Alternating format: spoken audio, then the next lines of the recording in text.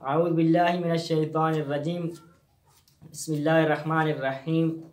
मोहतरम नाज़रीन, मेरा आज का मौजू है मुर्दार के गोश्त के नुकसानात। खुदावंद आलम ने मुर्दार के गोश्त को हराम करार दिया है और कुरान में 4 मरतबा इसकी हुर्मत का ज़िक्र हुआ है।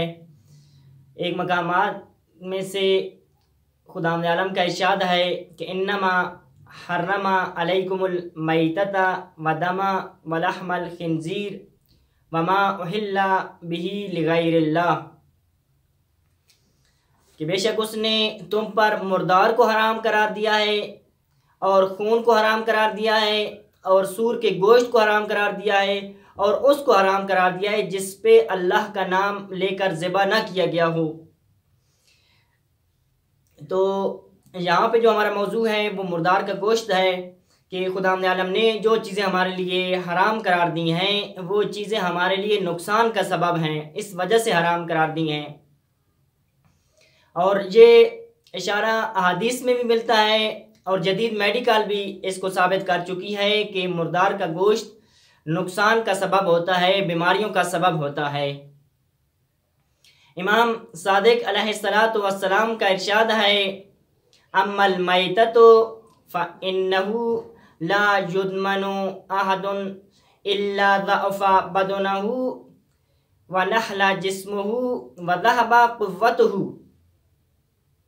और जो मुर्दार है, जो मुर्दार का गोश्त है, इसको कोई तसलसल से नहीं खाता है मगर ये कि उसका बदन कमज़ोर हो जाता है, उसका जिस्म कमज़ोर हो जाता है और उसके जिस्म की, उसके बदन की कुव्वत ख़त्म हो जाती है।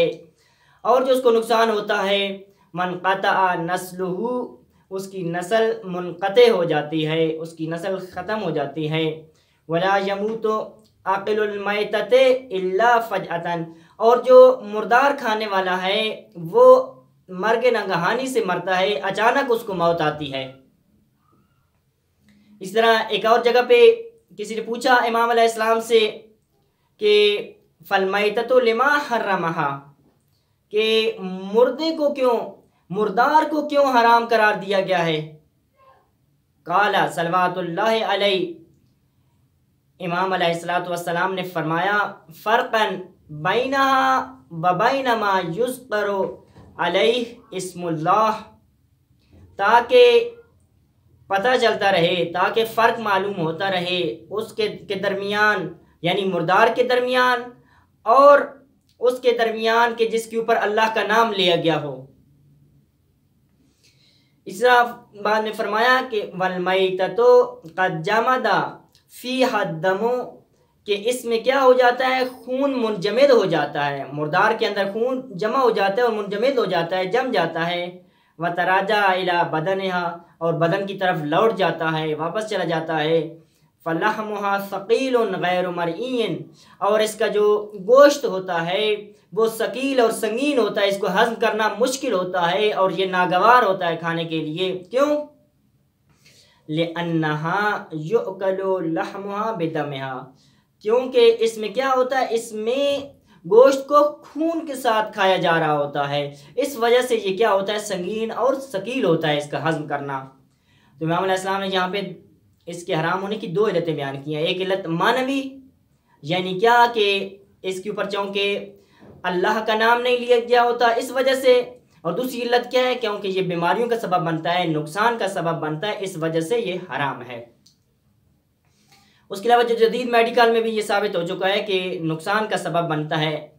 मिसाल के तौर पे बदन के अंदर जो ग्लोबुल, वाइट ग्लोबुल होते हैं वो क्या करते रहते हैं, जरासीम के ख़िलाफ़ दिफा करते रहते हैं, मैक्रोब के ख़िलाफ़, बैक्टीरियाज के ख़िलाफ़ दिफा करते रहते हैं। लेकिन जब एक जानवर मर जाता है तो ये भी क्या हो जाते हैं, ये भी मुर्दा हो जाते हैं और इनकी तासीर क्या हो जाती है, ख़त्म हो जाती है। तो उस वक्त यही बैक्टीरियाज और जरासीम पूरे बदन के अंदर फैल जाते हैं, एक इसका ये नुकसान होता है। और हैवान के मरने के बाद आंतों के बैक्टीरियाज और मैक्रोब खून और लंफ में क्या हो जाते हैं, दाखिल हो जाते हैं और बदन के बैक्टीरिया को तहलील करते हैं और इनको कीमियाई अनासिर और गैसों में तब्दील कर देते हैं, जैसे कार्बनिक एसिड है, हाइड्रोजन है, गंधक है, अमोनिया वगैरह। ये जहरीले मादे इंसान के बदन में मुश्किलात पैदा करते हैं। यानी अगर इसको कोई खाए तो इंसान के बदन के अंदर क्या करते हैं, मुश्किलात पैदा करते हैं। मिसाल के तौर पे क्या होता है, इसकी वजह से मैदे में सोजन वगैरह, आंतों में सोजन वगैरह होती है, उल्टी वगैरह का सबब बनते हैं। इस तरह ज़्यादा बुखार होता है इसकी वजह से, और शदीद कमज़ोरी हो जाती है इसकी वजह से, सर चकराना, आंखों के जो प्यूपल होते हैं वो बड़े हो जाते हैं, और इस तरह पलक जो होते हैं वो नीचे आ जाते हैं, और इसके अलावा बेहोशी और इस तरह की दूसरी मुश्किलात होती हैं इनकी वजह से, जहरीली मादों के इस्तेफादे की वजह से।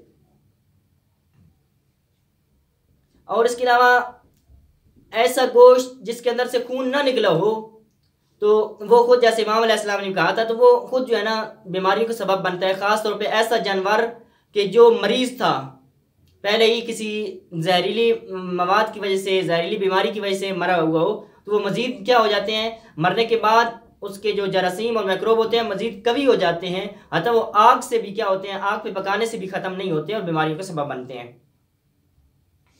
इस तरह जो एक और मुश्किल है उसमें मुर्दार के गोश्त में, और ये साबित हो चुका है कि जो जानवर बुलंदी से गिरते हैं या गला घुटने की वजह से मरते हैं तो वो उस वक्त उनको क्या होता है, स्ट्रेस होता है।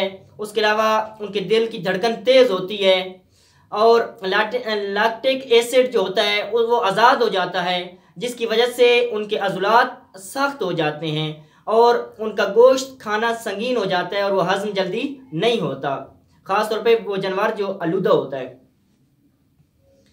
इस तरह ऐसे हैवान जिनको दरिंदे वगैरह खाते हैं, यानी दरिंदों की वजह से वो मरा हो, तो उनके अंदर वो जो दरिंदे के अंदर जरासीम होते हैं वो भी उनके लुआब के, दरिंदे के लुआब के ज़रिए से उनमें मुंतकिल हो जाते हैं। मिसाल के तौर पे कुत्ते या जो है ना लूमड़ की वजह से या जो है ना चीते की वजह से जो हारी बीमारी होती है वो क्या हो जाती है, मुंतकिल हो जाती है उस मुर्दार की वजह से। इस तरह एक और जो मुश्किल होती है वो क्या है कि जब उसका गला घोटा जाता है, यानी उसको ज़बह नहीं किया जाता बल्कि गला दबा के उसको मारा जाता है, तो उस वक्त उसकी ऑक्सीजन उसको फेफड़ों तक नहीं पहुंचती और कार्बन डाइऑक्साइड उसके बदन के अंदर जो होती है वो फैल जाती है और वो जहरीले मवाद की शक्ल इख्तियार कर लेता है उसका गोश्त, और वो बीमारियों का सबब बनता है। और क्या उसका गोश्त मसमूम हो जाता है एक तरह का।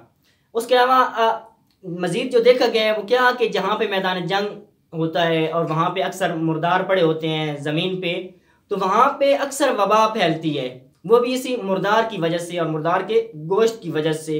अतः जो है ना बाज़ डॉक्टरों ने यहाँ तक भी कहा है कि जो मुर्दार के बदन को मस करने से पार्किंसन बीमारी आती है, वो ये सबब बनती है मुर्दार के बदन को मस करना।